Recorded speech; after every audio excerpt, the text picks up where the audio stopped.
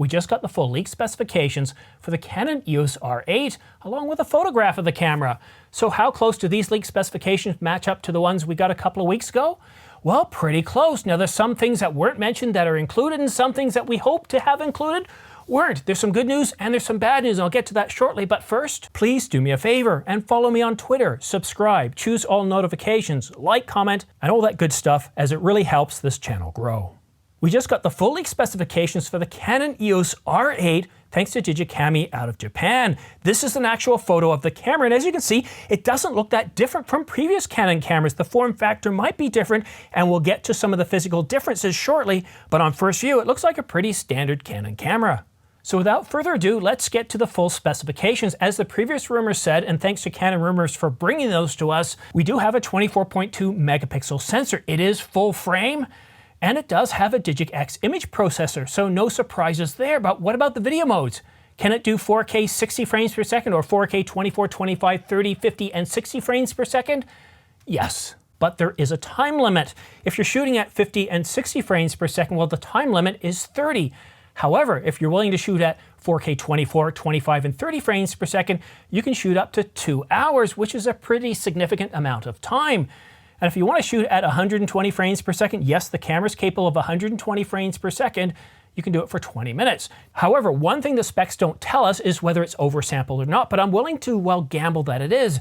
You see, the Canon EOS R7 did 7K oversample 4K with its 32.5 megapixel sensor, and the Canon EOS R10 for $979, which just recently went on sale for $879, well, it has 6K oversample 4K, so with a 24.2 megapixel sensor, the same resolution as what we found in the Canon EOS R10, I'm willing to bet that this does have 6K oversampled 4K. The Canon EOS R8 does have dual pixel autofocus. It's good for tracking animals, so that means animal, dog, horse detection, cat detection, people, of course, animal, head, torso detection, and of course it can track planes, trains, and automobiles as well. And when we're talking about automobiles, we're talking about auto sports as well. So if you're wearing a helmet or if you're on a bicycle or motorcycle, it can track you as well. So pretty impressive there. And in terms of the sensitivity, it's minus 6.5 EV to 21 EV. That's pretty impressive. That's actually pretty sizable. And the ISO range is pretty decent, from 100 to 102,400, or extended to 50 and 204,800. It has 2 shutter modes, electronic front curtain and electronic. And in terms of the maximum shutter speed, well, it varies depending on which shutter mode you're going to use. I'm going to read this so I don't mix it up. So electronic front curtain is 1/4000th of a second. Electronic is 1/8000th of a second, and if you're using TV mode or manual mode, it's 1/16,000th of a second, so that's pretty good. Now, as far as the LCD, there's no mention of whether it's something like 4-axis, something to, well, similar to the Sony A7R5, which is what the previous Rumours had said. It's got 1.62 million dots, and it's a 3-inch screen. We'll have to wait for the final reveal tomorrow to find out for sure. And now we're going to talk about some of the good news and some of the bad news. You know how some of you were talking and asking me questions all the way up into the last couple of hours. Simon, does this have an EVF or is it an optional EVF? And I hope you're sitting down for this. For $14.99, this camera has an EVF. So here's the details. It's 2.36 million dots, and it's an organic EL. Again, this is translated from Japanese, so some of it might be off a little bit. I don't know if it's OLED or if it's something else. I'm thinking it's indicating that it's organic EL, and that might be OLED. The field of view is 100%, 0.7 times magnification, and 22 millimeter eye point. And now for the bad news. It only has a single UHS 2 card slot, and as far as the HDMI port goes, it's a Type D, and Type D means, yeah, that's right, it's a micro. So welcome to the R5 family of micro HDMI ports. I hate them. I just bought a microphone, a very good one from Shure, and believe it or not, they decided to put in a micro USB, and guess what? First day setting it up, fiddling around with it, I actually bent the cable. Didn't destroy the microphone, but bent the cable. Thankfully, they provided me with 2 cables, probably assuming that this was going to happen. So 2 slightly negative things for a camera, but based on what we've found out so far, if these are consistent to what actually gets announced tomorrow morning, for $14.99, this isn't a bad camera. The way I see this right now, this camera is not really designed for pros.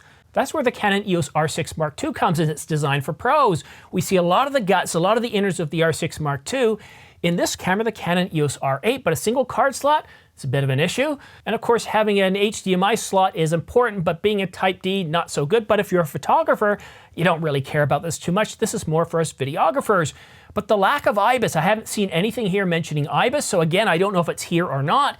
Usually, if you're getting the full set of leaked specifications, and let me tell you, from seeing Canon's manuals, there's a lot to be missing here. We've got a lot of detail, but there's an awful lot still missing. So I'm going to wait till my live stream tomorrow morning, starting at 9 o'clock. We're going to talk about the rumors leading up to the actual event at 10 o'clock. And then we're going to do some post-coverage announcements or post-coverage analysis of the announcement.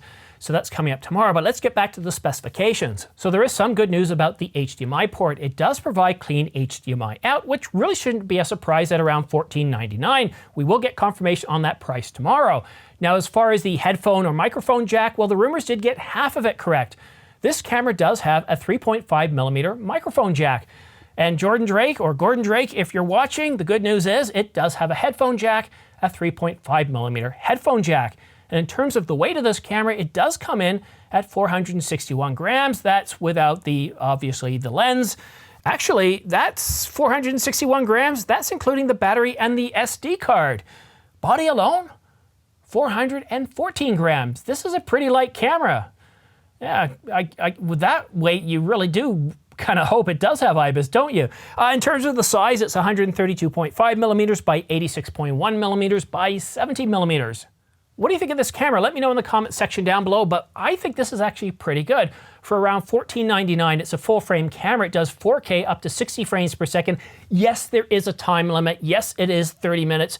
But if you drop down to 4K, 24, 25, and 30 frames per second, well, you get about 2 hours. And of course, you get 180 frames per second. The same frame rates you're getting in the Canon EOS R6 Mark II.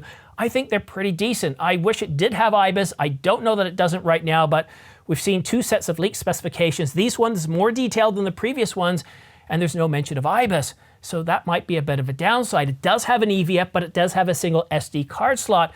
And I'm going to go back to my initial idea that this camera is really designed for, well, people that are hobbyists, mom, dad, sons and daughters, that somebody who wants to have a really good camera for shooting family stuff, for vacations, for sports. This is a very solid camera. Now, there is no mention of the continuous stills. We don't know if it can do 40 frames per second. That is missing, and that's why I consider these a little bit suspect. We do have to wait to get the full leak specifications from Canon. Well, not the full leak specifications. The actual full specifications we will get in less than 24 hours, or actually in almost 12 hours. So that's coming up pretty soon. So I think it's a pretty decent camera. And for those of you looking for the Canon EOS R Mark II, as I've said many, many times before, you're not going to see that camera. That camera's dead. It's done.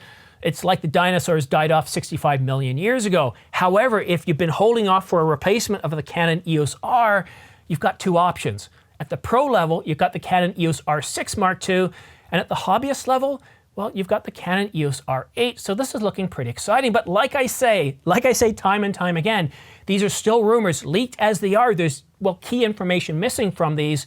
And of course, what we really want to see tomorrow is the actual reviews from people like, well, Gordon Lang or Jordan Drake, or did I say that right? Yeah, Jordan Drake. For a minute there, I thought I said Gordon Drake, which is his evil brother. And of course, Chris Nichols and others, they will give you their hands on. I'm sure these guys have the camera in hand, because every time Canon releases a new camera or Sony, guess what? Immediately there's a video by Gordon Lang, there's a video by DP Review, Tony Northrup, all the others. So I'm pretty sure things are going to be happening. So we don't have actual confirmation from Canon at this point that the announcement's going to take place at 10 a.m. or 9:50 a.m. Eastern Standard Time, Toronto, New York time. But based on some sort of leaked Japanese poster, that's what's looking like is happening. Now, I haven't been able to verify this myself this time like I did with the R6 Mark II or the S5 Mark II, but I'm still going to have my live stream tomorrow at 9 o'clock. I'm taking the day off. We're going to run with this because I think the way we're getting information right now, we've got leaked photos. As I was saying earlier, remember I put out that Twitter and I was trying to shake the rumor tree? Canon Rumor said, yeah, as soon as it's out there, we'll put it out there.